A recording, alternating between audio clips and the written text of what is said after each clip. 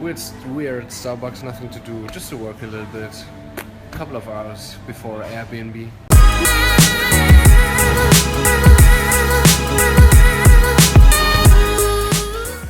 On the way to the conference, cold, rainy weather. I refuse to get ill. Yesterday was amazing, today will be amazinger. Already made some huge connections. So let's just crush it.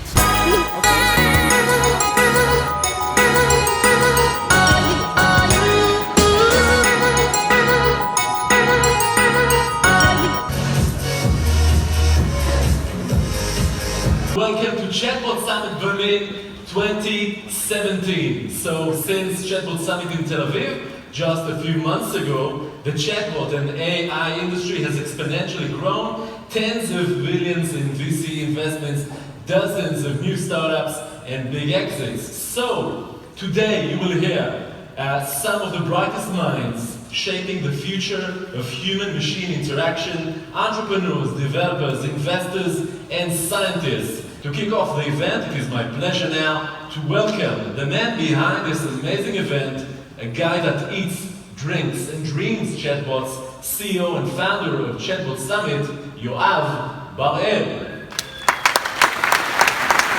It's not about brands launching bots. That's already happening. It's about brands making the center of the digital strategy be bots. And why is that? This is because conversation is the way we as consumers like to interact. The way we communicate with friends and family is via text or via voice, but it's conversational by nature. It's dialogue-based. And this is the first time in computational history that the technology enables us to have the conversation between a brand and a human, a conversation between a digital experience and a person. Yet, brands today evolve their main digital strategy around the app. But this is going to change because mobile apps are declining. According to a recent Gartner report, 20% of brands will abandon their mobile app by 2019. And we're soon going to see, sooner than later, than most people expect, we're going to see advertisements about bots all over. This is a once-in-a-decade opportunity to be part of a market disruption. Engage with the market, engage with brands, whatever you do, I think that is the most important thing. Guys, one-liner, what do you do? Hey. What do we do? Hey. Swell helps people read it. decide. Okay. Yay. Wait. Welcome everyone. I'm Pete, the creator of Swelly. The very sophisticated German brand CEO. That's him. Oh, that's him. Emanuele Caparelli. Yeah, Peter Buchleitner. Yeah, both wrong, but okay. Swelly is a chatbot that helps millions of people decide. Check it out. Yes. Very well. Yeah? I will check it out. Because I never have. Is this a no, live video? I already have. Huh? Is this a live video? No, it's not live. I'm Okay. just filming to get content. Hello everybody. This is Emanuele from Heroes. What do we do at Heroes? We empower influencers on messaging. .ai. .ai. Heroes.ai. Heroes. Say it again. .ai. We can be heroes. They have Forever and swag. ever. Together we have swag. How do I get your swag? You have to find some secret codes that we have put around the conference. It's a treasure hunt. Okay. It's a treasure. Or you email Emanuele at heroes.ai and he might reply.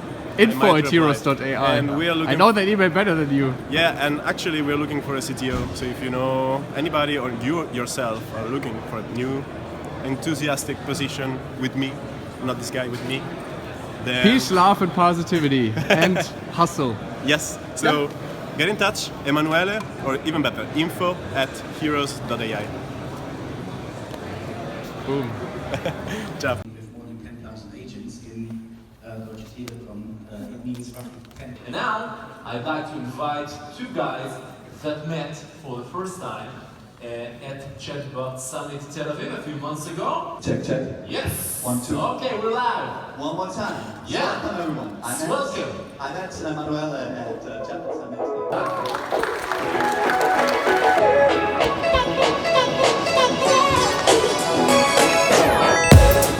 help companies make bots and write about it. Okay, that's great. Thank you. We are a leading bot and interbot platform that enables developers to quickly create bots and then connect them to other bots as well. Which is cool because let's say someone asks his bot how to do a workout, and then my bot would get linked, which is really interesting stuff. So bots can leverage the collective intelligence of other bots. So if my bot doesn't know that question, his bot can answer it, and so on. I mean, imagine over millions of bots, that would be very powerful. Absolutely.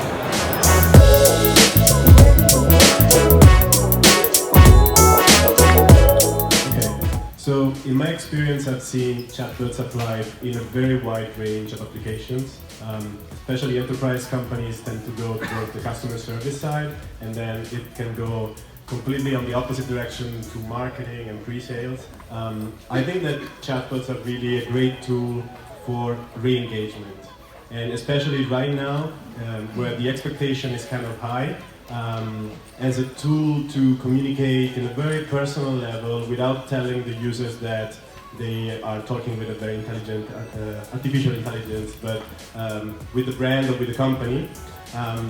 Specific use cases that I've seen are ones where chatbots, for example, talking about marketing, which is kind of what we do now, can be a great additional tool to do marketing campaigns. For example, we've done a couple lasting 1-2 months where people were using Messenger to complement other social media, like posts on Instagram and then exclusive content through Messenger, for example, and crossing these two social media together. This is a very easy use case. On the other side, and it's very conversational, marketing is very conversational. On the other side, chatbots can be more related to the app usage that we have done for 10 years now, and therefore provide services, integrate with the services of a brand, and therefore be an extension of existing tools. Or they can even be new tools. So for example, our sister company as well uses the chatbot interface to let people decide what to do. It's like an A/B testing. It's a new thing that you couldn't do before. It doesn't necessarily mean that it's replacing other use cases, but it's complementary to what people already use. So I think the good moment to enter chatbots is when you realize that this is really not 100% disruptive to technology right now. It's something that should be additional to your strategy, and it's always a good moment to enter it. My mistakes one about projects. I spend a lot of my time working with clients for this. So everyone wants to know where to start. They want to start small, they want to start easy. You saw in the plenary they were saying we started with roaming because it was an unauthenticated journey, it was non-integrated. I see so many of our projects or clients, you start with this is what we think is necessary to be useful to the customer, and then gradually take things out to your left of the bot which just has some FAQs and is a really bad experience. So the lesson is, you have to really think, what would a customer want to achieve? Can I have that minimal viable interaction, and just making sure that your first push hits that. Make it as small as you can, only do things you need, all of that good agile development, but it has to achieve the useful level for a customer. I shared some mistakes already, so I'll share just one more. I could share lots, but I'll be here all day. One was, with Metacert, you install it, and that's it. Runs in the background, silently listening to links, and if it's a dangerous link, it tells you. And that's the only time you ever hear from Metacert. The downside to that is, nobody ever knows that Metacert is there. So there's no utility, you're not reminded. When you go to charge, it's like, well, who are you? Well, we're the security add-on you added a few months ago. So what we did was we updated the bot so that it sent a message 10 minutes after they install it to say, hey, just to let you know, you have 500 users and 20 channels. John Jones is the most active user. He's shared 50 links. And then give a daily digest with an unsubscribe link, which then brings them to a page where they can change the frequency of the updates. So from a product perspective, it's the onboarding, but the immediate utility. So obviously that's different to a customer engagement type bot, which a lot of people are talking about. But from a product service type bot or integration or third-party software, it's about that utility and reminding customers why it's there and what value it adds to their lives. Yeah, I'm sure we can all talk a lot about our mistakes because when you're inventing something in a lot of ways, or kind of where you're in an industry that's just exploding. There's lots of opportunities to make mistakes. We've probably over the course of the last 3.5 years tried to do kind of too much with the technology that was available over the time at the time, and again, it's come a long way in those 3 years, and we can do a lot more now than we could. But one of our mistakes that we're constantly relearning is educating our clients, educating people on exactly what we can do, not over-promising, not getting into a situation where your client or the bot that you're building kind of isn't able to meet the expectations. So managing that, it helps to set KPIs early and agree on that. What is it we're trying to accomplish? And maybe to Stephen, to your point earlier, when you sit down and you go through all those different things, if you get to a point where those KPIs aren't relevant for the channel, then maybe it's not a great idea to build the experience. There's been a lot of mistakes over the last few years, and I think it's great to talk about some of the more pressing ones, which I think chatbots are now at 80-90% NLP's numbers a year will understand 80-90% of things that the user says. Nobody really wants you to get 80% of your pizza order right? Like you actually want to be 100% accurate. Yeah. And there's certain times when a tap interface is better, like maybe mobile or the web is a better interface for the experience that you're looking for. So I think one of the biggest mistakes early on was this thought that, hey, just because we have a website, and I think this goes back to some of the earlier questions, oh, let's just create a chatbot. Well, it turns out that not every use case is a good one for chatbots. So spending time focusing on what are the right use cases is of huge importance. And I think to your credit, working with clients is set realistic expectations, but also setting realistic expectations with the market itself, with consumers that are coming to your chatbot. There needs to be some level setting done early on. And I think that was a huge learning. Also that personality, too much can be a bad thing, but also a good thing, ends up being sort of another big learning. And then fallbacks. For those times when the bot itself may not understand, how do you craft the fallback but keep the conversation moving such that the user has a sense of agency or still feels heard? When we were in the kids space and developing apps for children, one of the largest things was early on we thought we had to wait until we got something that the bot understood. So we would often ask the child, oh, I didn't catch that, could you repeat that? I didn't understand, could you say that again? And there was a lot of frustration in those interactions. A lot of apps do it today, a lot of chatbots. Yeah, and it's a frustrating experience. So unless you have a mission critical thing where you need to have 100% accurate, it's okay to fall back and just write it in such a way such that the conversation keeps flowing. Right? You don't want to stop people in their track. Can I add one more thing?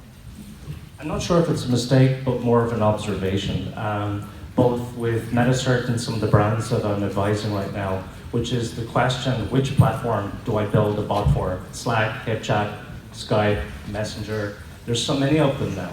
And so my feedback is we'll try to identify the one that you need to focus on first, and then iterate the service or the experience or the product so that you get the product fit before you move to another platform.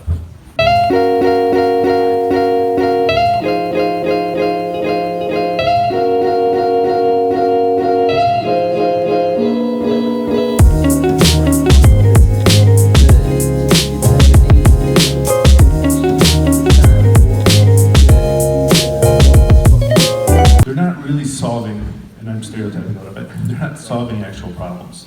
It seems more like a lot of bots are a solution looking for a problem instead of becoming an organic solution to a problem. I think a really good example of the top bots that are doing the best, for example, like Do Not Pay, a lot of the lawyer bots that are out right now, HR bots or recruiting bots, is that conversation is like a natural solution to the problem that people are having.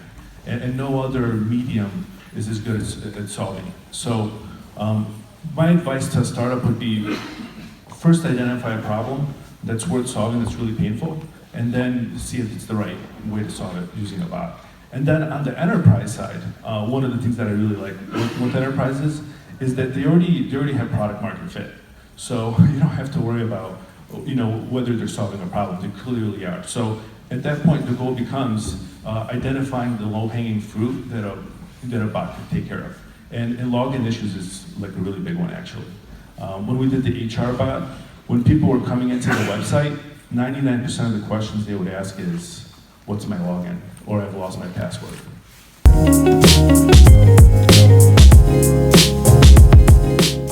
So we are developing a chatbot platform. It's called Tony.ai, and our first product is Tony. So it's a football chatbot on Facebook Messenger. We empower entrepreneurship. That's good. And we run a chatbot accelerator, Europe's first chatbot accelerator in Vienna. Where we support startups from an initial prototype stage to a product market fit in 6 months.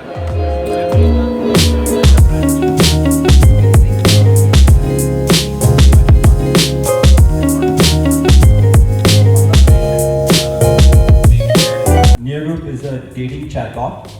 It's primarily used in Southeast Asia right now. We have about 1.2 million users with dating chats at around 10 million messages a day. The way Neargroup is working is actually just the opposite of Tinder. On Neargroup, you see feeds of people nearby, but you don't see their image, you don't see their names, you just see the feeds of people who are nearby. Whichever feed is interesting to you, you send them a chat request by writing something. If they happen to like it, they respond back to you and you start chatting. And in the chat conversation, you can share your images and your name.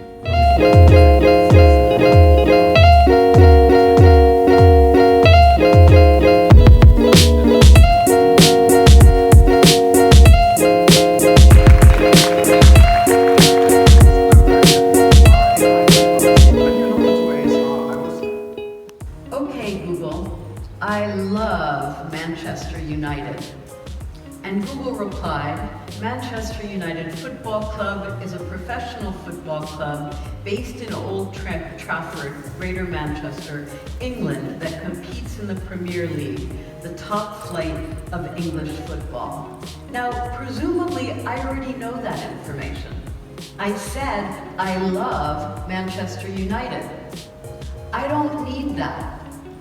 What Sarah says, and you're going to see Sarah a little bit later, the socially aware robot assistant, when I say, I love Manchester United, Sarah replies, no way, Arsenal wipes the floor with those Red Devils. Now, that's a conversation. Nobody likes to call up a contact center.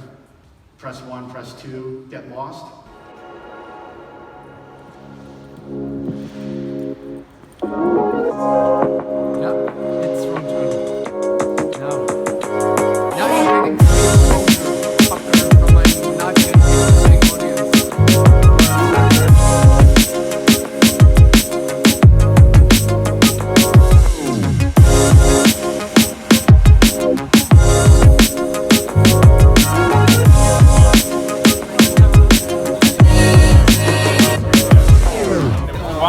So we build chatbots for brands. Cool. That guy knows how to bring it on point. Yeah. I am a robot, thoughtless and empty. Don't know who sent me, don't know who